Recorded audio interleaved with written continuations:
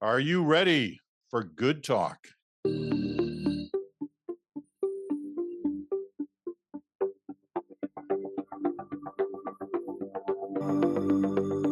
hello there, PeterMansbridge, talking to you from Toronto on this day. Chantal is in Montreal and in Ottawa.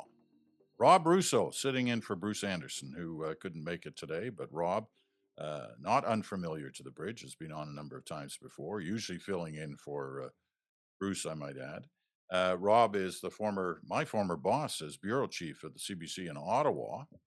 As if. And the former bureau chief for Canadian Press in Ottawa. And before that, he was a correspondent in Washington and in Quebec City for Canadian Press. So he's been around, as they say, in the business. And we can certainly use his thoughtful expertise and insight on today's program. So let's get it started. I'm going to start not in Canada, not even close to Canada. We're going all the way to New Zealand, where this week Jacinda Ardern stepped down as Prime Minister of New Zealand. Now, I'm sure you've heard of her. She's kind of, the New York Times recognized her this week as the global liberal icon. She's only been in power 5 years, but incredibly well thought of outside of New Zealand for sure. Clearly was in the two elections she ran in, including the last one where she had a big majority victory.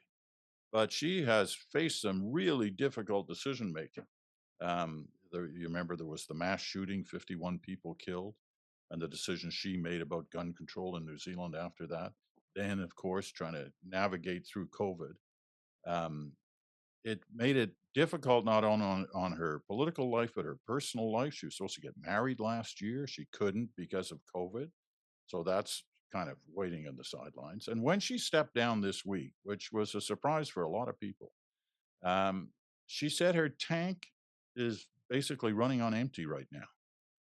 And she had to get away. Now, you don't hear many politicians say that at the time of resigning. They'll come up with all kinds of different things as reasons why they, offer in the private sector, the family reasons, et cetera, et cetera. But my tank is running on empty after basically 5 years in power, but some very difficult decision making. And it brings to the fore a number of issues, not the least of which is do we underestimate the kind of toll it takes for leaders, especially through difficult times? But that, and I say other reasons as well. Chantal, your thoughts on Jacinda Ardern? Which I noted took everyone by surprise. And in the Canadian context, probably does remind us that people who lead are only leading until they decide that they've had enough for a variety of reasons. We write all these things about he or she is going to leave because the polls are bad, or because there's a controversy over this or that. But the real question always is the question that she answered yesterday, which is, do I still have it in me to do this, knowing what it takes? And I would argue that there are no easy times to be in government. The challenges do change. We have war, COVID, the magnitude of them may seem larger, but the burden of those challenges is also spread more evenly than when you have, for instance, a unity crisis. When you're Jean Chrétien and you wake up the morning after one sizable province is almost decided to leave the federation with all the rancor that comes from that result. Frank McKenna, remember when he resigned after he'd been Premier of New Brunswick after a decade, said, I no longer have the fire in the belly. And that's the other thing that leaders ask themselves. They don't ask a friend. They ask themselves, do I really want to go through this ringer again that is an election campaign? And it is that.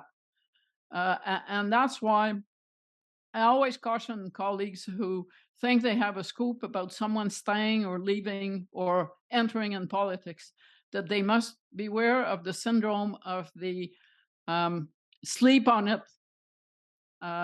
reflex, because nobody knows. Justin Trudeau today is meeting all his ministers one-on-one. he's not going to be sharing with them his personal questions about whether he's still the proper leader and should continue, or whether he has it in him, because he can't. Those are things that leaders can't share. They can only show up one morning and say, that's it. I think I have done or given the best that I had. And I don't think that I can be better than I have been. I can only be worse, so I'm going. And it's a very personal question. You know, we'll be talking about Trudeau meeting with his ministers one-on-one in a few minutes, but staying on this theme, I mean, Trudeau's an interesting case in point. After that last election, there were a lot of people who thought, you know what, he does, he looks like his tank's running on empty. He looks like, you know, he just doesn't have the fire in the belly, to use the McKenna's term, anymore. But Pierre Poilievre seemed to change all that. He seems now, you're right, Chantal, you never really know, but he seems now to have the fire in the belly. He seems now to be not running on empty anymore, if in fact he was a year ago. But Rob, your thoughts on the Ardern resignation and what it says about, you know, political life overall. I have a couple of thoughts. Number one, it's kind of the dodo of political leadership, in that it's rare. It's rare that a sitting chief executive in an elected government opts to leave this way.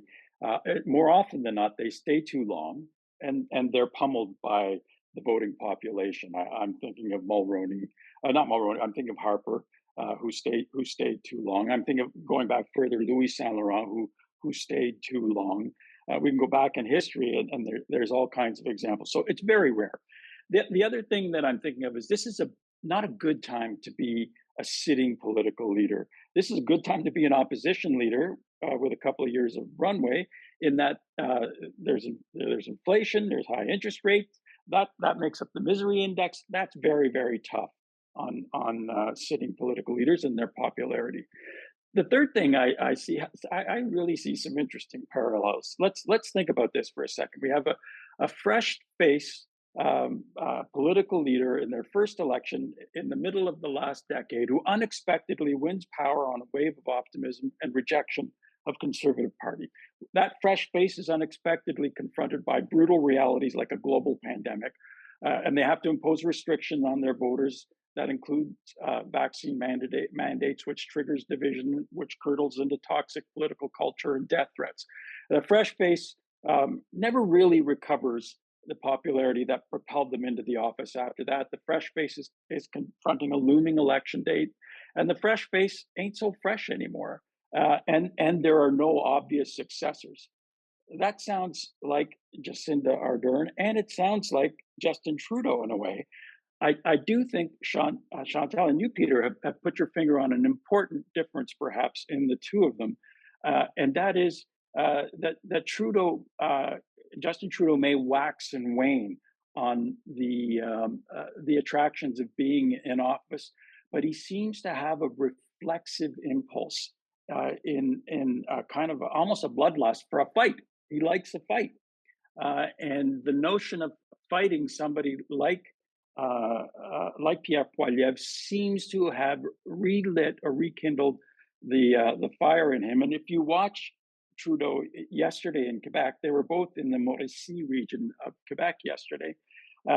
You listen to what he says, and it's clear that there seemed to be a little bit more sting in his jab as he took on the notion of Poilievre, who was just a few kilometers away from him, both of them essentially campaigning. You know, go ahead, Chantal. No, I was just going to say on that latter point, there are politicians who always look happier when they're campaigning, even though they can run governments. Jean Charest was probably the best case in point. He never looked happier than he was on the campaign trail. He even managed to look happy campaigning against Pierre Poilievre for a job that he once held some decades ago. And I think Justin Trudeau does get a lot of his energy from campaigning, because he gets it from being in front of a crowd. Stephen Harper did not find his energy in campaigning. It was something he had to do to get to do what he wanted to do. Philippe Couillard, who was briefly the Premier of Quebec one term, once told me that he saw being the premier as running a board meeting. Well, he was not a retail politician, and he wasn't energized by campaigning. So you have the two types. But I think for and I think that is also the case in New Zealand, for the retail types who get their energy from people, the pandemic was very difficult, because that is how they stay grounded, by spending time in real life with actual people. And what did we not do, including government leaders, for all of that time? We did not we were like this with people, which isn't quite the same high. Sorry, guys, about this. So it may be that Justin Trudeau's refound energy is not just Pierre Poilievre. It's the fact that, like all of us, he is now being able to be in real life with actual people in the flesh, and he has refound the pleasure that he found in that, rather than having Zoom meetings with the premiers every week, which seemed to be the kind of party time that he had for 2 years. I'm excluding all those lunches I spent with Justin Trudeau, he on CPAC and me with my sandwich, as he was giving his weekly news conference to tell me that he had my back, but obviously wasn't sending me any great food. Leadership isn't easy, and we all understand that. We see bad leadership, and we can understand sometimes why it's bad, because they're not really engaged. But for most leaders, this period of these last couple of years, one has to assume has taken much more of a toll on them personally, their own kind of makeup, uh, than we may have assumed. I mean, it's taken a toll on all of us, the pandemic and the way we've had to live. But for leaders who've got to make big decisions through all this, I mean, I was looking at I tend to look at pictures of different leaders over the time they're in office to see how they've aged. And, look, we all age, so we all see those differences. But sometimes the difference in leaders, like whether it was Obama or George W. or in this case Justin Trudeau, in a relatively short period of time, these people age considerably. And I'm wondering whether Jacinda Ardern, because not only the professional decisions she made, but the personal decisions. I mean, she had a child during this period as prime minister. As I said earlier, she couldn't get married because of COVID, and they've had to delay that. So I don't know. I just sometimes feel that for all the slings and arrows we toss at leaders, that sometimes um, we don't appreciate as much as perhaps we should the pressures they're all under beyond the job. I know they choose to do this job and et cetera, but pressure means something. I don't know. Am I overboard on that, Ron? No, I think we've all been lucky enough to see leaders up close, and I have kind of derived from that uh, they are rare birds as well, and they're like in a way like F. Scott Fitzgerald said about the rich. They're not like you and I. They have a different kind of ambition, and sometimes it's a very noble ambition. A lot of people who present themselves for public leadership, they give up lucrative jobs in the private sector, but they are driven by some other fire that most mortals don't have. And I remember it might have been Brian Mulroney in a moment before he became prime minister, who said uh, privately that you need to be prepared to step over the bloody corpse of your mother with a dagger dripping blood. Uh, if you What an if image. you if you are and there was a guy who showed a lot of these qualities, lost bitterly when he was not supposed to lose in 1976 to Joe Clark, and just kept plugging away. They are not like you and I, and so they do have something else that fires them. When that pilot light goes out, I assume that it's you shiver in the shadow of that former pilot light once it goes out, but it's there. and it's there for a bunch of reasons. So to see somebody actually willingly step away from a job like this is an extraordinary event, and it is not necessarily in keeping with the psychology of modern leaders or historic leaders in democracies in the Western world. You know, I don't think my view is as romantic or as hero-driven as that of Rob. And I think we forget those that left when they were still doing well. Lucien Bouchard is a case in point, that there were others. But we forget them faster because they don't end up as, well, you can call them noble failures if you're Rob. I'll just call them electoral failures. But I'll go back to your aging thing. Because I don't believe that it's a great time and I don't believe it's ever a great time to be the leader of the opposition. From what I have seen, opposition politics eats at you to always have to be criticizing and finding what is wrong rather than have a chance to make changes. To go back to Lucien Bouchard, after he became premier, and he was a leader of the opposition in a formidable position over the time that he was on Parliament Hill, the referendum was coming. He was the official leader of the opposition. And someone asked him, so which do you prefer, to be in government or to be in opposition? And he didn't even blink. And it wasn't that he was the premier. It was just I get to do things in government. But if you want to talk about aging, go back to some of the pre-Christmas pictures. There aren't many. He didn't give news conferences at that point of Pierre Poilievre. And you will see someone who is totally drained from having campaigned for the leadership, having assumed that job as the House was coming back to sit, and having discovered the 60,000 things that he needed to get done if he ever was going to be prime minister. The energy required for that, for those jobs, is an uncommon amount of energy. Your days never end. And in your weekends, whenever I see Justin Trudeau's agenda and it says personal, how personal is it really a day when you're the prime minister? You mean no one's going to tell you that the sky is falling? I don't think so. If I could just come back to Bouchard for 1 second, wasn't his dream dashed by the fact that he watched the dream die, and he watched it die, and then became premier?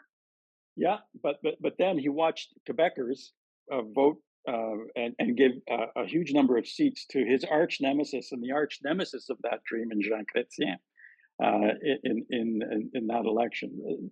So I've always thought that Lucien Bouchard left because his party he disliked the Parti Québécois intensely. Yeah. And I use as a token of that. And at that point, there was a huge discussion within the PQ over issues that will eventually become a discussion over reasonable accommodation. And he had no appetite for those discussions. But I use as a token of my argument that he never, ever went back to a PQ meeting to say goodbye. And that he spent more time after he was in office with the likes of Mike Harris and others, and even Jean Charest, than with anyone from the Parti Québécois. Yeah. One of his best friends these days is called François Legault. All right. Just to tie the knot on Jacinda Ardern before we move on to the next topic. It was going to be no walk in the park for her as she approached her third election. She was in some difficulty at home for some of the reasons that both Rob and Chantal had mentioned earlier. But she was another one of those classic examples, and there are a few from this country, where you were much more admired outside of the country than you were in. And there's no doubt that we lose a figure on the international stage with the departure of Jacinda Ardern. She's still young. Who knows what she may be destined for in the future? But she will be missed. All right, we're going to move on. We're going to take a quick break. When we come back, we'll talk about Trudeau and his meetings one-on-one with his cabinet ministers in the next couple of days. What is that all about? We'll find out right after this.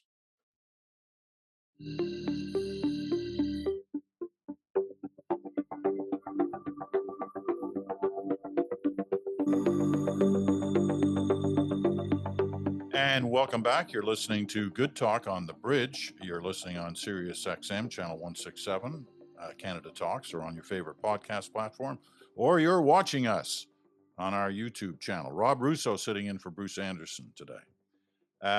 All right. Chantal mentioned earlier that that the Prime Minister has a cabinet retreat next week, but he's kind of starting it off already with one-on-one meetings with cabinet ministers. Nobody's saying exactly what those one-on-one meetings are, or if in fact they really are one-on-one, or whether there are staffers in there or not. But what are they about? What could they be about? So let's bounce that around for a little bit. Rob, you start us. Well, certainly, I think we all know that this is a pivotal year for Justin Trudeau and for the government. That they have to decide whether or not he has to decide whether or not I think this year or whether or not he's going to stay. In order to do that, he cannot allow people to think that he's going to leave precipitously because government descends into chaos. Nobody takes him seriously, and he wants to leave himself the option of running again. And why wouldn't he? So, what is he? We're in the realm of speculation here.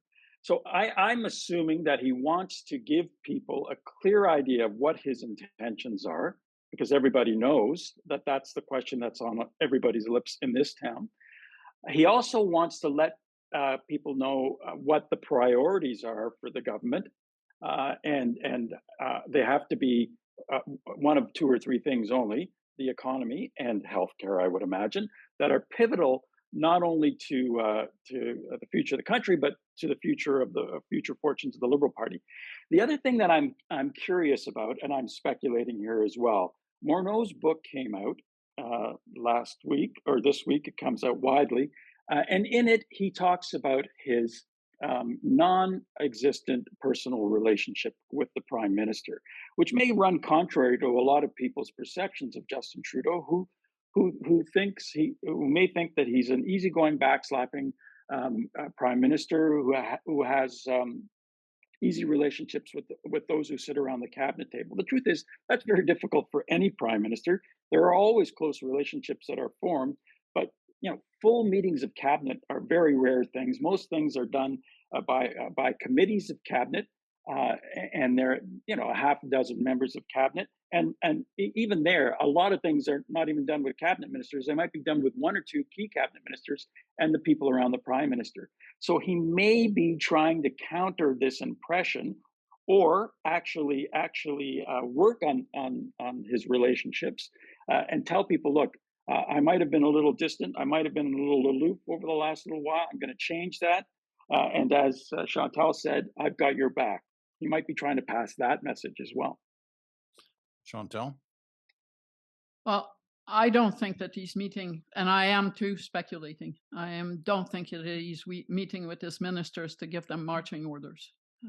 I think part of the exercise is for him to listen to where his ministers are at, and for sure, the cabinets are not made of equals. There are ministers that do have more face time with the Prime Minister than others. That doesn't mean that those who have less face time would not have some astute observations to share with the Prime Minister. I was told, and that could change, but I was told by ministers that the expectation was that no staffer would be there. What Bill Morneau was lamenting about was that he'd never had a real one-on-one with Justin Trudeau, that every time he had a one-on-one, someone from the PMO and possibly one of his staffers were sitting there taking notes. Now, if you want a frank conversation with the Prime Minister and you're a minister, you probably don't feel as comfortable doing so if someone from the PMO is taking notes and thinking, this student has probably bad habits or is not totally happy. That's not what you want to share with the PMO staffer, because it's going to come back to bite you, and you know that. So I'm curious to see if it does turn out that these are real one-on-ones. I think Justin Trudeau has probably spent more time face-to-face or in meetings that were private with Emmanuel Macron and Joe Biden over the past 6 months. And at this point, he needs to be paying attention to where his government's morale is at, and where ministers feel that things have gone off the rail. Rob mentioned, or you mentioned, that Justin Trudeau looked like he was disengaged back in the summer. Well, some of his ministers felt that. They may not be feeling it now because we're writing that he's very engaged, but I'm not convinced that he has been engaged with them to the level that they would need. And this is leading up to a cabinet retreat next week. The government has a hell of a lot of thinking to do about very many things. One of those is that it has signature legislation going nowhere in committees, problems within its own caucus on some of those legislations. The episode over the firearms legislation kind of screams for what in the world is going on in this government. And what I find striking is I asked a friend who likes politics this week, what is the signature project that Justin Trudeau would be taking in an election and in the third half of his mandate? I mean, look at the legislation. Are you really going to go to war over a new Broadcasting Act in an election or a new Official Languages Act? It's not like the first time around where we're creating it. And they do lack something that makes you say they have something so important in progress. It would be terrible if they didn't get a chance to push it forward. And that's kind of a, is it the healthcare accord? I don't know. But they do not have an overriding policy that, like free trade, like renegotiating NAFTA, that gives focus to the government on top of all these pieces of important but not terribly sexy legislations. Okay, I'm gonna throw a wild card on the table here. I'm not advocating that this is what's going on. I'm just wondering whether something like this could even possibly happen. Let's say that part of what these one-on-one meetings is all about is kind of a loyalty litmus test. Like, are you still with me? You still think I'm the right person to lead this party at this time? And I raise it because all three of us know that it wasn't that long ago, a few months ago, Chantal referred to when many of his ministers were wondering about just how engaged he was, that some people within the party were not organizing, but sort of discussing and preparing in case, in fact, there was a leadership race. Mhm. And so they were talking to each other about how to do it, who'd be the right candidates, and et cetera, et cetera. And I'm sure if that was going on, that Trudeau would have heard about that in some fashion. So could he be throwing some kind of, maybe not so blatantly open as the way I described it, but some kind of loyalty test to find out, are you still with me? Is that I don't know if it would be a loyalty. I think it's an interesting question and an interesting proposition. I think that he would probably want to know. All good leaders want to know. I used to ask the question in my newsroom: am I doing a good job? Am I not doing what I should be doing? What do you think I should be doing? and And I what were know the what your answers? answer was. What were the answers, Rob? I think that's an important question for all leaders to ask. Now, I heard from a few cabinet ministers too. The speculation, the buzz was deafening in the summertime about whether or not he was going to go. But you know who created some of that buzz was the prime minister himself. If you look at the way he structured his cabinet and restructured it, he put people who are interested in leadership in certain positions in order to help them gain some profile. And I'm thinking of Mélanie Joly. I'm thinking of François-Philippe Champagne. These are all people who are interested in leadership and who were given jobs that that would allow them to gain some profile, gain some experience. Every good prime minister wants to be succeeded by bright, ambitious people, and I don't think he was any different. And I think that was part of what he was doing. I think his favorite is Miss Freeland. I've heard people around the prime minister refer to her as the incarnation of a Trudeau neoliberal. So he is responsible for some of that as well. But that question that you might think that he would be posing, I think that would be a good question for him to pose. I don't think that he's asking quite yet, are you going to run again in the next election? That would be a question that prime ministers and those around him, um, particularly party apparatchiks, would be posing in June at the end of this session as we go into the summer. And I'm not sure that that's what he's doing with this exercise yet. Chantal? Um, I suspect that the question he might be asking is more, how do you think the government is doing?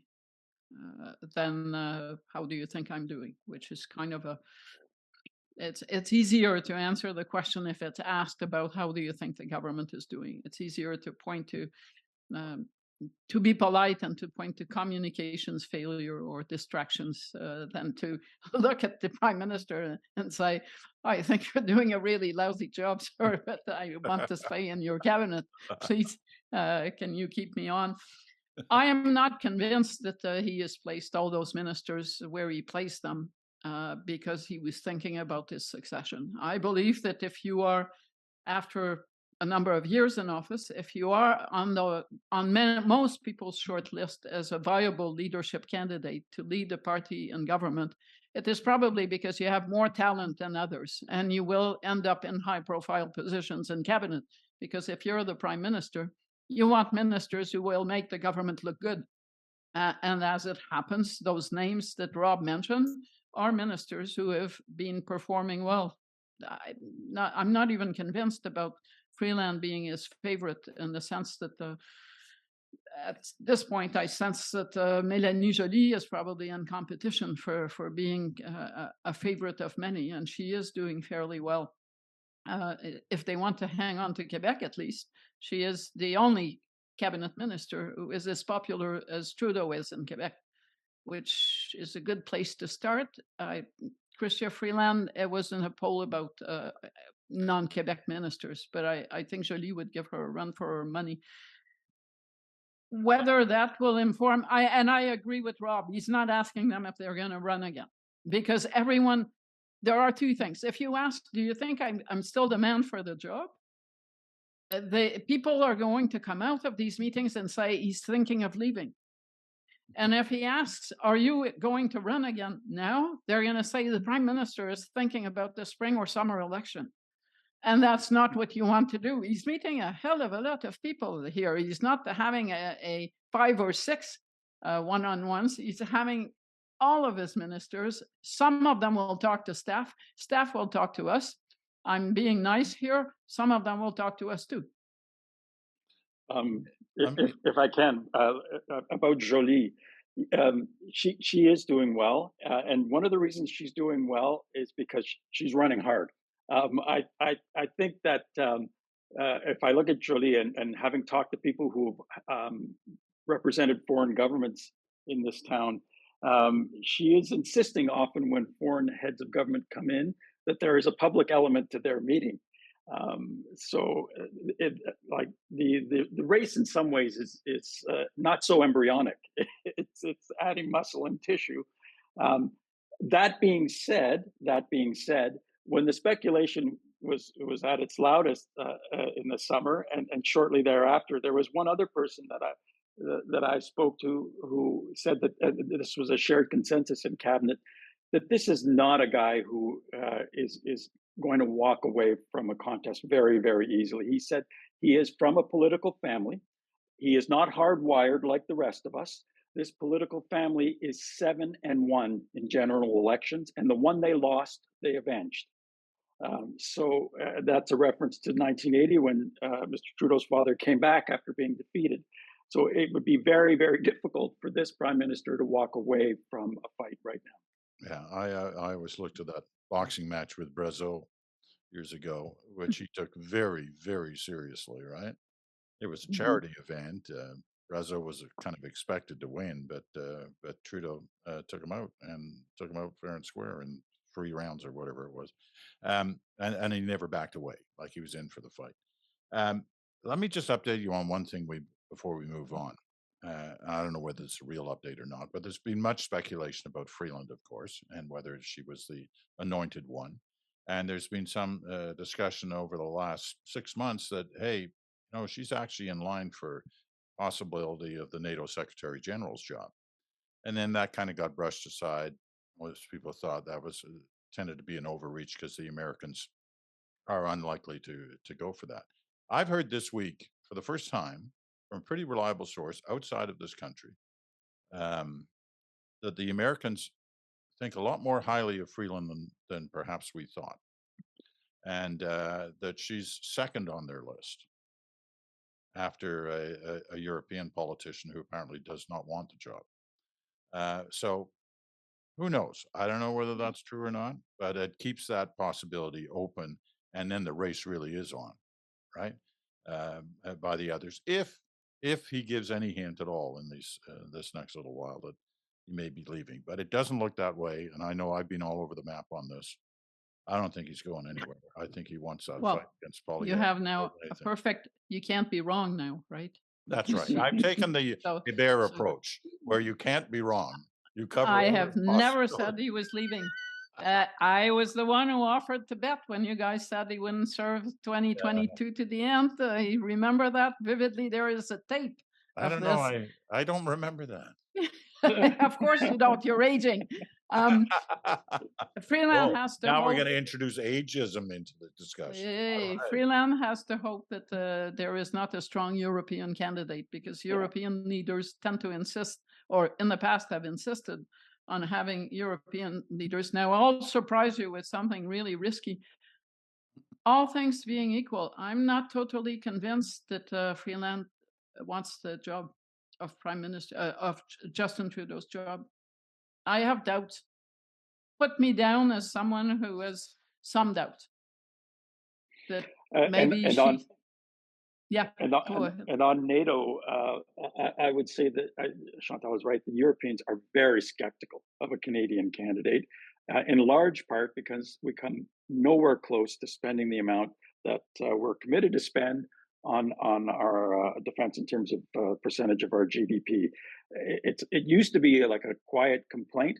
The new ambassador from France went very public with this a couple of months ago, and said that we're nowhere near pulling our weight. He openly mocked our stance in terms of defense, and we need. And if we had any chance at all, we need for Biden or another Democrat to remain in office, because Republicans don't feel the same way about Chrystia Freeland that Democrats do. That's true. All right. Well, we've settled that. We've covered all the possible bases on that one. We're going to move on, but we got to take our final break. And here it is. We'll be right back after this.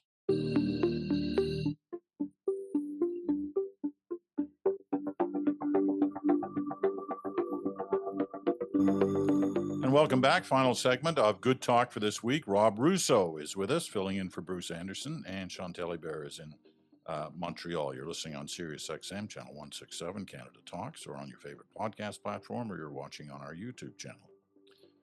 All right. Last week, Chantal kind of led the charge, the most recent charge on we may be close to a health deal, based on some of the conversations that she'd had, and specifically on some of the words we'd heard from Legault, Ford, and Trudeau. That got picked up a lot over last weekend and throughout this week. Not many people putting a damper on that. Most suggesting there's, there are some positive signs here. And Rob, you've seen another one in the last little while. Tell us about that. Well, I think that we are seeing almost a spasm of innovation and resourcefulness, which is might be a polite way for desperation in some provincial capitals, as they are doing things that they haven't done before. I'm thinking of the Premier of Newfoundland, who is going to India very soon, to a state in northern India where English is a primary language, where they turn out nurses, and he is going to try and um, uh, persuade them of the charms of Newfoundland and Labrador, which are formidable, and try and get them to send their nurses to places like Corner Brook, which are lovely, and St. John's and other places. He's going to try to recruit doctors from Ireland. And if you look at Ireland, it has actually attracted a great many Canadian medical students. because they couldn't get into schools here. The universities there are excellent. So he's going to try and bring a lot of those doctors back here and some of their Irish colleagues as well. In Alberta, the province of Alberta is going to Australia, where there's a surplus, it seems, of some paramedics to try and get them to come to Alberta. And those are signs that they realize that they need to do more beyond just ask the federal government for money. Yes, the percentage of federal spending in healthcare is way below what it was, and it needs to come up. And the PM has signaled that it's going to come up. But these guys are doing more. And Doug Ford is doing his part as well. He's taking a political risk to do what he's doing. But we see this sudden spasm of innovation that goes beyond asking the feds for more money. A spasm of innovation. We're not going to forget that term. We'll write that one down. Chantal. Usually it's a spasm of golf lucidity that I refer to. And it actually works in French, same word, spasme. But I think I'll spare just the François Legault's government with his spasm of success, which would be the next thing one could hope for that has been missing in action on the healthcare file, no matter how you look at it. I think some of the, yes, governments are trying to think out of the box, or others would see this in some cases as trying to break boxes. In the case of Doug Ford's decision to allow surgeries paid for by the public purse to be done in for-profit clinics, that is a shift on the part of Ontario, for sure. It's happened in other provinces. Usually hospitals contract out, and they do contract out to for-profit. But for Justin Trudeau, it does add a new wrinkle. And yes, the elements of a deal, a federal-provincial deal, look like they're coming in place. We'll know at some point between now and March, probably. February sounds like the big month for moving this file forward. But at the same time, Justin Trudeau still leads a minority government whose partner is the NDP. And what you saw this week is his main partner, Jagmeet Singh, saying, unless you tell Ontario that there will be no new money coming to it, if they're going to be doing this, allowing for-profit clinics to do those cataracts or whatever, we can't accept that. We are willing to go to war over this. And the NDP does not have many topics where it's almost tied in the public's perception as being part of the solution with the Liberals and the Conservatives. And the Abacus poll this week showed that on healthcare, when people are asked, who do you think is best placed to handle healthcare, it splits three ways between the NDP, the Conservatives, and the Liberals. So I am not saying that the government could be brought down for not using the powers in the Canada Health Act to go after provinces like Ontario on this. Because if it came to a non-confidence vote, the Bloc would never vote for with the NDP on a motion like that. That is basically telling the federal government, please punish provinces and become the policeman of the healthcare system. But I think it stands to fragilize the agreement between the NDP and the Liberals. I think the NDP are looking for an issue that they can own, and they tend to fall back on healthcare when they can't think of anything else. So it could make for more complicated politics in the House of Commons. Is basically what I'm trying to say about whatever healthcare accord comes about, if one does come about. Maybe not bring down the government, but certainly make it less stable. But, it's one thing to be looking for an issue. It's another thing to create an election if you're the NDP right now. I mean, but they did when Paul Martin was in power. Remember what was the excuse for the NDP voting non-confidence in Paul Martin's government, even as they were getting to write in stuff in the budget, was some issue that I would say they mostly manufactured over healthcare. And what was the result? Well, they got Stephen Harper for a decade, but they don't like it when you point that out. And that risks being the outcome. But at this point, you can see, I looked at the comments and the reactions to Ford's move. And editorially, people are, holding their breath to see if it does bring about some resolution of some of the wait times. But at ground level, you hear, and you guys were there for the last episode of this debate, destroying Medicare, the two-tier medicine, US-style medicine is coming our way. And those may not resonate with every voter, but they do resonate inside the NDP echo chamber. Rob? Well, I would take the threat more seriously, I think, if Mr. Singh had indicated last year that one of his conditions for the confidence and supply agreement was to increase funding to the Medicare system, to compel the prime minister to actually sit down with the premiers to discuss this. And it wasn't. It is a good issue for the NDP, without a doubt. But he didn't take advantage of that when he could have put the prime minister in a vice on it. Now, I would also ask Mr. Singh, how much of our medical system now is delivered privately? And most Canadians would be surprised. If you look at our diagnostics, a great percentage of it is delivered privately and is delivered efficiently. That most people don't realize that when you go downstairs from your doctor's office to get an X-ray or to get a scan, that's private healthcare being delivered and paid for by the public. So it's not necessarily a binary choice. You can have private delivery of public care in some instances. In terms of Doug Ford, we'll see. There is an important trust but verify mechanism that is going to have to be applied. But I'm not sure yet that Mr. Singh is serious about this, and I'm not sure that necessarily this won't be a good issue for Justin Trudeau. I know it's going to divert from some of the problems he's going to have to face in the first 6 months of this year, when the fangs of the recession actually begin to bite deeply, when people need to renew their mortgages this year and find out that a lot of them won't be able to make the payments and hang on to their houses. Is this a good news possibility for the prime minister? It could be, and he's going to need it. And is there good news for Jagmeet Singh in this? But a lot of people are going to say, you had your chance. Why didn't you take it before? Now, Paul Martin believed that striking a health accord would help him tremendously with voters.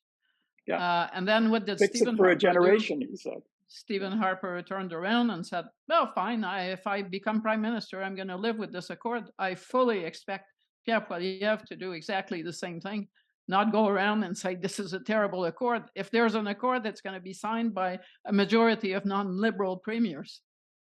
So the easy path for the Conservatives is to say, we're good. And in a sense, that takes away much of the profit electorally that the Liberals can get from it.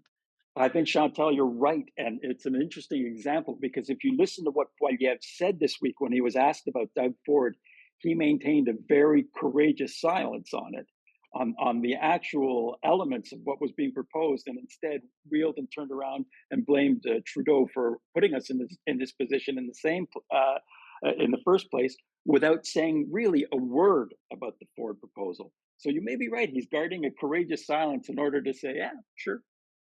You know, I've only got a couple of minutes left, but there are times that I wonder, especially in these last year or two, whether there's, the Ford-Trudeau relationship is an interesting one on policy stuff, and aligning themselves with each other on different things. Is there more going on between those two governments than just the two principals? In other words, is there a coordination of stuff that's happening between Queen's Park and Parliament Hill, between the two governments? Anybody got any insight on that? I'll take that one. I think that the broad outlines of the healthcare deal that's going to come along were drawn in October, November, when senior people from Doug Ford's office and senior people from the Prime Minister's office had a casual meal here in Ottawa, where they were spotted. And they both discussed why a healthcare accord along the lines of what the Prime Minister is proposing with visible standards that have to be met, was in both their interests and in the province's interest. And Doug Ford's government believes that the hospitals are badly run and that this will compel hospitals to run better. But it's also the historic reality that when there are two different governments, one of different stripes in Ottawa and in Queens Park, it's beneficial politically for both of them. That's a historic reality. Bill Davis and Trudeau got along very, very well and helped each other out, particularly on constitutional issues. I think that there are historic and there are current modern parallels that make that assertion a true one, that they are helping each other out. Okay, I want to And get a minute, Chantal. on a very, very partisan level, Doug Ford is Justin Trudeau's greatest asset. Because if you look at the calendar, Mr. Ford is going to remain in office beyond the next federal election. He's in the second mandate. He's a controversial figure. He's bound to become unpopular with many voters in Ontario for all kinds of reasons, good and bad. Green Belt, this battle over private healthcare.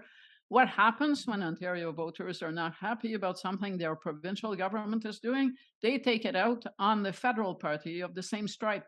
Ask Liberals about Dalton McGuinty and going door to door after that health levy. So